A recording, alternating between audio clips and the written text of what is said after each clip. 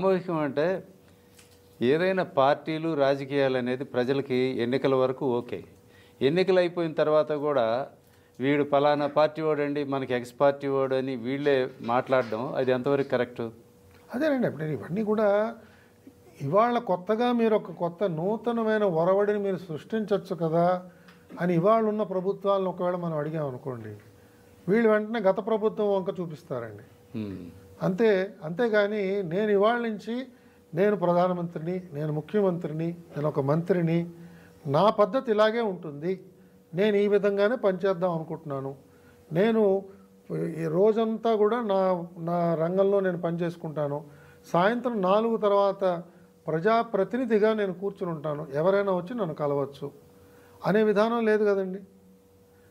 24/7 వీళ్ళు శాసనసభ్యుడే, 24/7 ఇతను మంత్రే.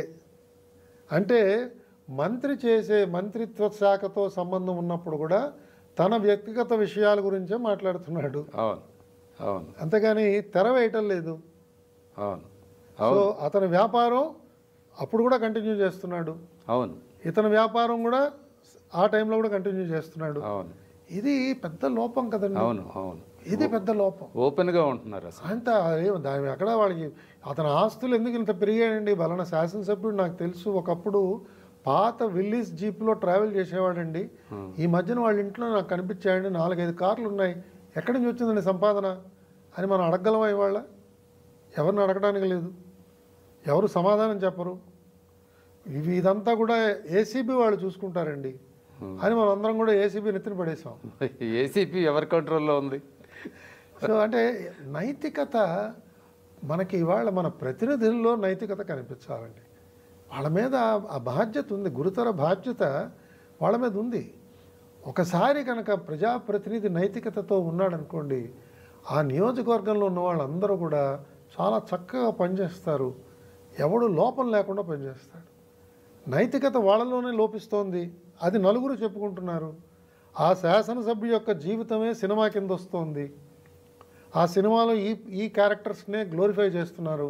ఆ శాసనసభ్యుడు ఎలా బతికాడు, ఎలా ఓట్లు వేయించుకున్నాడు, కత్తితో ఎంతమందిని పొడిచాడు, చుట్టూతో ఎంతమంది గుండాలతో తిరుగుతున్నాడు, ఇవే కదా మనం చూస్తున్న సినిమాలు. ఇంకా శాసనసభ్యుడి మీద గౌరవం ఎలా ఉంటుందండి? ఒక మంత్రి మీద ఎలా గౌరవం ఉంటుందండి?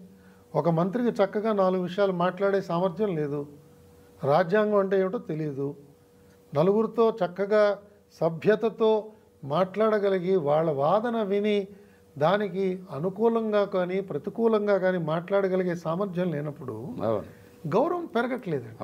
కాబట్టి యువత ముందు ఇవాళ మనకు కావాల్సింది ఏంటంటే అలాంటి మోడల్స్ అండి. యువత చూస్తున్నది ఏంటంటే నాకు ఆదర్శాలు చెప్పేవాళ్ళు కనిపిస్తున్నారు కానీ ఆదర్శాలతో జీవించే వాళ్ళు ఎంతమంది ఉన్నారు అన్నది యువత చూస్తోందండి. వాళ్ళ తండ్రి దగ్గర నుంచి ప్రారంభమవుతోంది, వాళ్ళ తల్లి దగ్గర నుంచి ప్రారంభమవుతోంది, వాళ్ళ గురువు దగ్గర నుంచి ప్రారంభమవుతోంది, వాళ్ళ శాసనసభ్యుడి దగ్గర నుంచి ప్రారంభమవుతోంది. ఎటుపక్క చూసినా కూడా వైవిధ్యం కనిపిస్తోంది. అంతేగాని వీళ్ళందరూ కూడా చెప్పిన మాట ప్రకారంగా చేస్తారండి. వాళ్ళెవరు కూడా క్రమశిక్షణ రాహిత్యంతో ఎవరు ఉండరు. మా నాన్నగారు ప్రతిరోజు 10ంటికల్లా ఆఫీసులో ఉంటాడండి, పని అయ్యేంత వరకు కూడా ఆఫీస్ నుంచి రాడు, ఎవరి దగ్గర లంచాలు తీసుకోడు అని ఎప్పుడైతే ఆ కుటుంబంలో ఉన్న పిల్లాడు ఈ ప్రవర్తన చూశాడో వాడు లంచగొండిగాడి కింద మారాడు అనుకోండి, అది దురదృష్టం కింద భావించవచ్చు. ఇవాళ తల్లిదండ్రులు అలా ప్రవర్తించకుండా కుర్రాడి స్థాయికి వచ్చేటప్పుడు వీడి ప్రవర్తనలో కనుక మనం చేదు అనుభవాలతో కనిపించాడు అనుకోండి, అది సహజం అయిపోతుంది. ఎందుకంటే ఆ వాతావరణంలో మనం వాడిని పెంచుతున్నాం. కాబట్టి ఈ పోటీతత్వం ఇవన్నీ మనం ఏదైతే మాట్లాడతామో ఇవన్నీ కూడా నైతికతకి ప్రత్యామ్నాయాలు కాదు కదండి. నైతికతే. అది మనం దాని గురించి ఎక్కువ మాట్లాడటలేదేమో, మాట్లాడినా జీవించట్లేదేమో ఇలా అనిపిస్తుంది నాకు. సో ప్రభుత్వాలు ఎప్పుడైతే ఆదాయం నాకు ఇవాళ నా మద్యం మీద ఉంది అని చెప్తున్నారు, ఆ గంట తర్వాత ఇంకొక ఫంక్షన్లో గౌరవ ముఖ్యమంత్రి గారో మంత్రి గారో ఎవరో ఒకళ్ళు చాలా క్రమశిక్షణ చాలా ఇంపార్టెంటు, పిల్లలందరూ కూడా చక్కగా చదువుకోవాలి, మంచి అలవాట్లతో మీరు పెరగాలి, దేశభక్తి మీ అందరిలో ఉండాలి అని ఇవన్నీ మాట్లాడారు అనుకోండి, ఆ మాటకి ఎవరు విలువిస్తారండి? ఆయన మాట్లాడాడనే సంతృప్తి ఆయనకు ఉండొచ్చు, కానీ ఆ మాట ఎవరిని కూడా ప్రభావితం చేయటం లేదు కదా. ఈ కాంట్రడిక్షన్స్ బహుశా మన సమాజంలో కొట్టొచ్చినట్టు కనిపిస్తున్నాయండి. ఇప్పుడు విద్యాశాఖకి కొన్ని కోట్ల రూపాయలు బడ్జెట్ పెడతారండి. బడులు ఉన్నాయి, టీచర్లు ఉన్నారు, అన్ని వసతులు ప్రభుత్వ రంగంలో ఉన్నాయి. అయినా కూడా తల్లిదండ్రులకి పిల్లల చదువుల కోసం ప్రైవేటు విద్యా సంస్థల్లో ఆ బడ్జెట్ కంటే ఎక్కువ ఖర్చు పెడుతున్నారు. అవునండి. అసలు మరి ఈ పరిస్థితి పోవాలంటే ఏం చేయాలి? ప్యారలల్గా ప్రైవేటు విద్యను రన్ చేయడం దశ నుంచి ఇవి పూర్తిగా మూతపడే దశకు వస్తున్నప్పుడు ఎవరు కంట్రోల్ చేయాలి ఇవి? అంటే మనం ఇంతకు ముందు కొన్ని ప్రయోగాలు మనం చేసామండి. అంటే మనకి దురదృష్టం ఏమిటంటేనండి, ఒకసారి ప్రభుత్వం ప్రవేశపెట్టిన ఒక స్కీము అది శాశ్వతంగా ఉండదండి. దానికి ఉదాహరణ చెప్తున్నాను.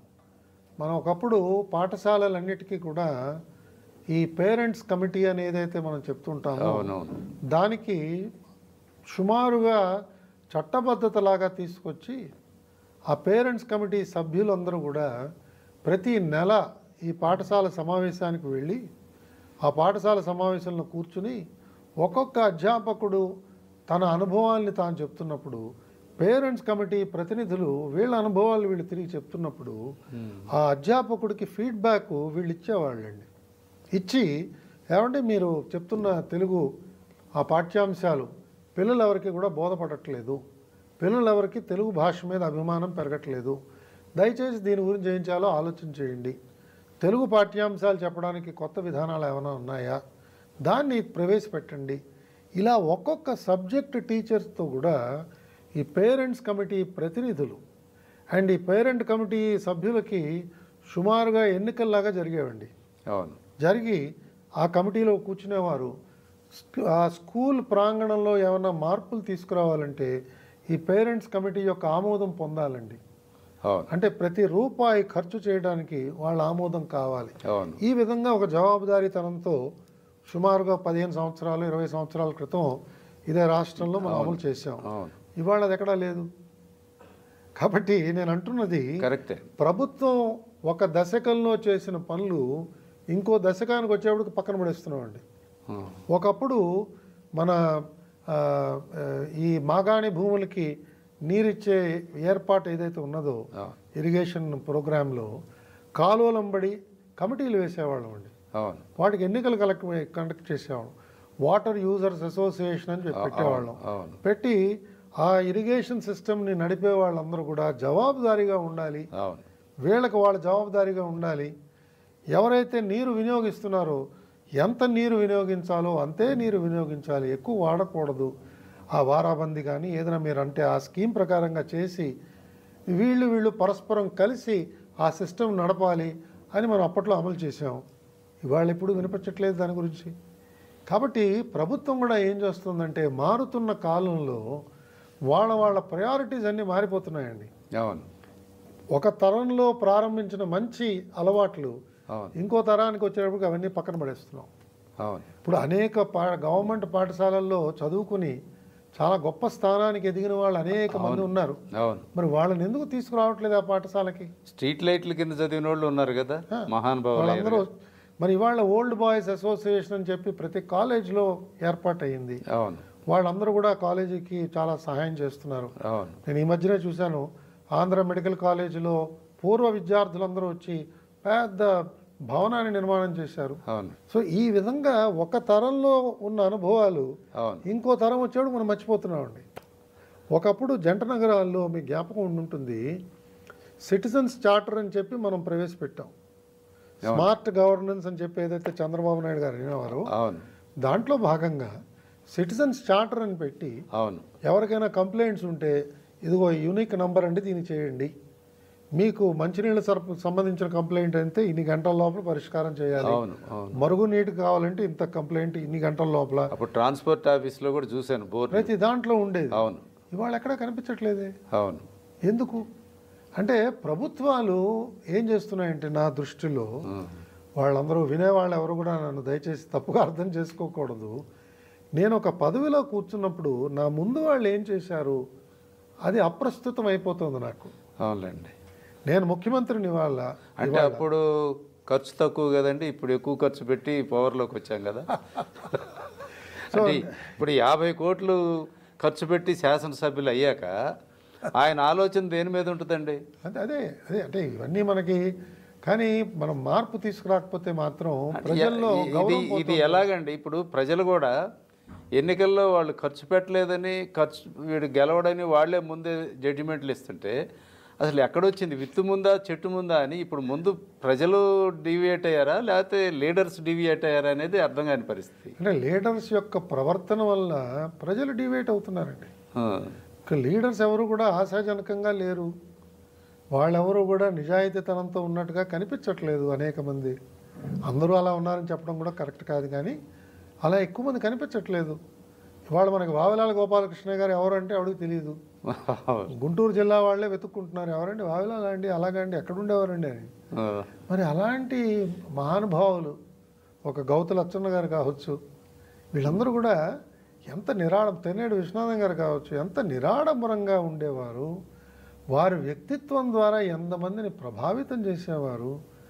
వాళ్ళ సమక్షంలో అసలు ఎవరు గట్టిగా మాట్లాడేవాళ్ళు కాదు. నాకు జ్ఞాపకం, వీళ్ళు ఎవరైనా శాసనసభలో మాట్లాడటానికి నించుంటే రూలింగ్ పార్టీ వాళ్ళందరూ కూడా జాగ్రత్తగా వినేవాళ్ళు, ఓపిక. అవును, ఆయన మాట్లాడుతున్నాడండి వినండి జాగ్రత్తగా అని. అవును. ఆ విధంగా పరస్పర గౌరవ భావంతో వీళ్ళు పనిచేసినప్పుడు సమాజం అంతా కూడా మారుతుంది కదండి. అంటే ఇప్పుడు గూగుల్ ఉంది కదండి, వావిలాల్ గారిని ఎవరనేది తెలుసుకోవడానికి. సో ఇది కొంచెం మనం పునరాలోచన చేసుకోవాలి. మన ప్రజలందరూ కూడా చూసేది ఏమిటంటే ప్రవర్తన తీరు, అది మారకపోతే మాత్రం మనకి తప్పకుండా ఇలాంటి చేదు అనుభవాలు పెరుగుతాయండి. అంటే మన జీవితం, అంటే మన